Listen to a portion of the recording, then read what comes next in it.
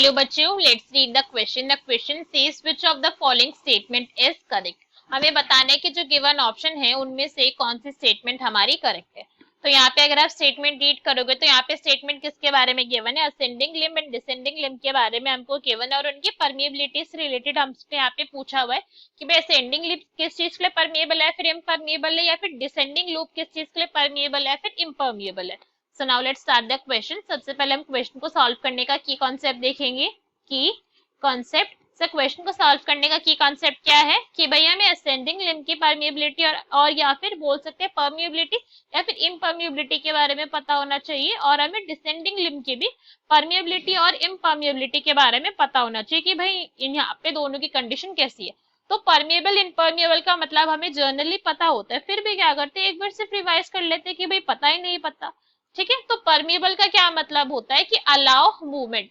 ऐसे हमारी जो मेम्ब्रेन होती है, प्लाज्मा मेम्ब्रेन होती है, वो सिलेक्टिवली परमिएबल होते हैं। हम कहते हैं ना उसे सिलेक्टिवली परमिएबल का मतलब कि कुछ चीजों को अलाउ कर रहे कि उसके थ्रू मूवमेंट शो कर दे। ठीक है, तो अलाउ अगर कोई चीज मूवमेंट पूरी की पूरे मूवमेंट अलाउ कर रही है तो हम क्या करें? परमिएबल है। कुछ चीजों को अलाउ कर रही है, वो सेमी चीजों को कर रही है, तो हम कहते थे सेमी परमिएबल है, बिकॉज कुछ चीजों को उसने अलाउ करा है। ठीक है, सेमी परमिएबल। और अगर हम बोल देते कि इम्परमिएबल है तो इसका मतलब कि भाई वो मूवमेंट अलाउ नहीं कर रही है अपने अक्रॉस किसी और मॉलिक्यूल का, किसी और एटम का, तो हम क्या बोल देते कि वो इम्परमिएबल है।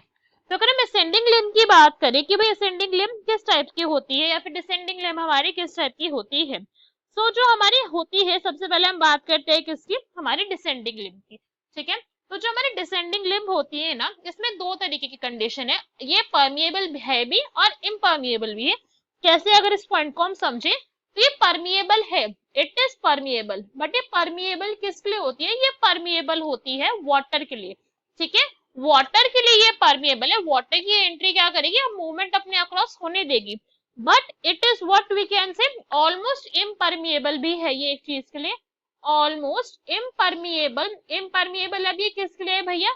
ये इम्परमिएबल है आयंस के लिए। ठीक है, आयंस का अपने अक्रॉस ये मूवमेंट नहीं होने देती है, या फिर आप बोल सकते हो इलेक्ट्रोलाइट्स का मूवमेंट ही अपने अक्रॉस नहीं होने देती है। तो ये पॉइंट हमको समझ आए यहाँ पर।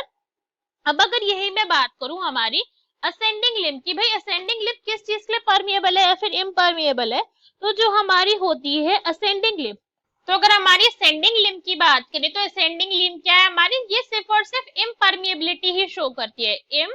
परमिएबल है। ये किस चीज के लिए इम्परमिएबल होती है? ये वाटर के लिए। ये सिर्फ और सिर्फ अपने अक्रॉस वाटर की मूवमेंट को अलाउ नहीं करेगी कि भाई अलाउ नहीं करेगी वाटर इसके थ्रू क्या हो, पास अक्रॉस करे इसकी मेम्ब्रेन के थ्रू। तो ये दो प्रॉपर्टीज है हमारी असेंडिंग लिम्ब की, हमारी डिसेंडिंग लिम्ब की, इम्परमिएबिलिटी और परमिएबिलिटी। अब हमारे ऑप्शन रीड करते हैं, चेक करेंगे कौन सा यहाँ पे करेक्ट है। ए में हमें क्या गिवन है? Descending limb of loop of Henle is impermeable to water.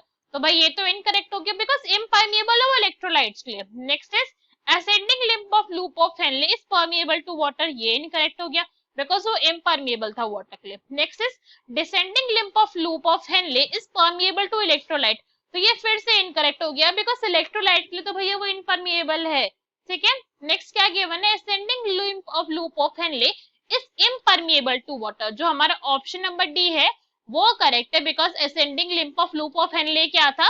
वो इम्परमिएबल था वाटर के लिए। So D is our correct answer. Hope you understood it well. Best of luck. Thank you.